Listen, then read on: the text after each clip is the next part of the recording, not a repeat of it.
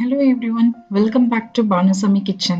இன்னைக்கு நாம பார்க்கக்கூடிய ரெசிபி ரொம்பவே ஹெல்த்தியான ராகி இட்லி எப்படி செய்யலான்றத பார்க்கலாங்க. இந்த மாவை நம்ம மிக்ஸில தாங்க அரைச்சு செய்ய போறோம். ரொம்ப ஈஸியா நீங்க இதை செஞ்சு முடிச்சிடலாம்.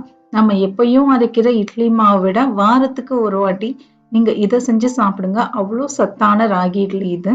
வாங்க இதை எப்படி செய்யலான்றத பார்க்கலாம். வீடியோக்குள்ள போறதுக்கு முன்னாடி மறக்காம சப்ஸ்கிரைப் பண்ணுங்க and bell icon-ஐ click பண்ணுங்க. ஃபர்ஸ்ட் நம்ம ராகியும் அரிசியும் ஊற வச்சுக்கலாங்க. அதுக்கு நான் இங்க 1.5 கப் அளவுக்கு ராகி எடுத்திருக்கேன், கேழ்வரகு. இது கூடவே 1.5 கப் அளவுக்கு இட்லி அரிசி எடுத்திருக்கேன். இது ரெண்டுத்தையும் நல்லா கழுவிட்டு ஒரு 8 மணி நேரம் ஊற வச்சிருங்க. அட்லீஸ்ட் ஒரு 7ல இருந்து 8 மணி நேரம் இது ஊறணுங்க. ராகில அவ்வளோ சத்து இருக்கு. நம்ம நார்மலா செய்யற இட்லி மாவிட இது அவ்வளோ சத்தானதா இருக்கும். பாருங்க, 7 மணி நேரம் இது ஊறட்டும். அடுத்து நம்ம உளுத்தம் பருப்பை ஊற வச்சுக்கலாம். உளுத்தம் பருப்பை மாவு அரைக்கிறதுக்கு 2 மணி நேரத்துக்கு முன்னாடி ஊற வச்சா போதுங்க. 1 கப்பு உளுத்தம் பருப்பை எடுத்துக்கங்க. நல்லா கழுவிட்டு 2 மணி நேரம் மட்டும் ஊற வைங்க. அப்போதான் இது நல்லா புசு புசுன்னு வரும் நமக்கு. இப்போ நம்ம 1 டீஸ்பூன் அளவுக்கு வெந்தயத்தை ஒரு 6 மணி நேரம் 7 மணி நேரம் அரிசி கூடவே ஊற வச்சிருங்க. இப்போ நம்ம மாவு அரைக்க ஸ்டார்ட் பண்ணிடலாம். அதுக்கு ஒரு மிக்ஸி ஜார் எடுத்துக்கங்க. முதல்ல உளுத்தம் பருப்பை அரைச்சிக்கலாம். உளுத்தம் பருப்புல இருக்கிற தண்ணி எல்லாத்தையும் வடிச்சிட்டு இதில் சேர்த்துக்கோங்க.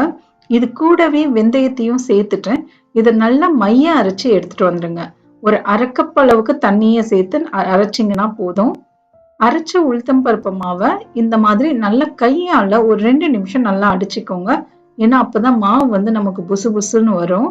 இதுவே நீங்க கிரைண்டர்ல அரைக்கும் போது இந்த ஸ்டெப் பண்ணணும்னு அவசியம் இல்லைங்க. மிக்சில அரைக்கும் போது நமக்கு மாவு எழும்பி வராது. அதனால இந்த ஸ்டெப்பை நம்ம பண்றோம்.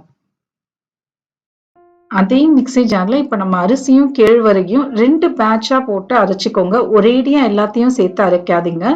இது கூடவே ஒரு கைப்பிடி அளவுக்கு வெள்ளை சாதம் சேர்த்துக்கோங்க. நம்ம நார்மலா சாப்பிடுற சாப்பாடு தான். ஒரு கைப்பிடி அளவுக்கு சேர்த்துக்கோங்க. சேர்த்துட்டு இதை தண்ணியை விட்டு நல்லா மைய அரைச்சி எடுத்துட்டு வந்துருங்க. 2 பேட்சா அரைச்சிக்கோங்க. ஒரேடியா போட்டு மிக்சில அரைச்சிடாதீங்க. பாருங்க, அரைச்ச மாவு எல்லாத்தையும் ஒரு பாத்திரத்துல சேர்த்துட்டு இது கூடவே தேவையான அளவுக்கு உப்பையும் சேர்த்துக்கோங்க. இப்போ இதை நம்ம கையாலேயே நல்லா இந்த மாதிரி கலந்து விட்டுக்கோங்க. நல்லா கலக்கணுங்க. மாவு 1 நிமிஷம் அந்த உளுத்தம் பருப்பு அரிசி எல்லாமே நல்லா கலந்து வரணும். நல்லா 1 நிமிஷம் இந்த மாதிரி கலந்துக்கோங்க. இதே ப்ரொசீஜரை நீங்க கிரைண்டர்லயும் அரைச்சு செய்யலாங்க. நான் இங்க மிக்சில அரைச்சு செஞ்சிருக்கேன். மிக்சில அரைக்கும் போது 2 பேட்சா போட்டு செய்யுங்க. ஒரேடியா எல்லா அரிசியும் கேழ்வரகையும் சேர்த்து செய்யாதீங்க. பாருங்க, மாவு நல்லா கலந்தாச்சு. இப்போ மூடியை போட்டு ஃபுல் நைட் அப்படியே வச்சிருங்க. ஒரு நைட் ஃபுல்லா அப்படியே இருக்கட்டும். காலையில நம்ம ஓபன் பண்ணி பார்ப்போம். அட்லீஸ்ட் ஒரு 8 மணி நேரமாவது மாவு இருக்கணுங்க ஃபெர்மெண்ட் ஆகுறதுக்கு. பாருங்க, காலையில ஓபன் பண்ண உடனே மாவு நல்லா உப்பி வந்திருக்கு. நல்லா பொங்கி இருக்கு மாவு. இதை நம்ம நல்லா கலந்து விட்டு இட்லி போட ஸ்டார்ட் பண்ணிடலாம்.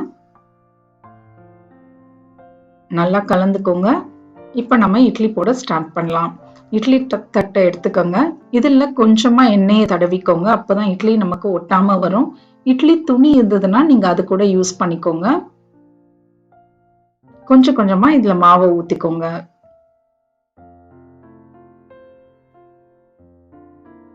இதே மாவுல நீங்க தோசை கூட சுடலாங்க. நல்லாவே வரும். தோசை சுடும் போது நல்லா கிறிஸ்பியா இருக்கும். பாருங்க, இட்லி தட்டுல மாவெல்லாம் சேர்த்தாச்சு. இட்லி பானையில தண்ணியை ஊத்தி நல்லா கொதிச்ச பிறகு இந்த இட்லி தட்டை சேர்த்துக்கோங்க. தண்ணி கொதிக்கிறதுக்கு முன்னாடி சேர்க்க வேண்டாம்.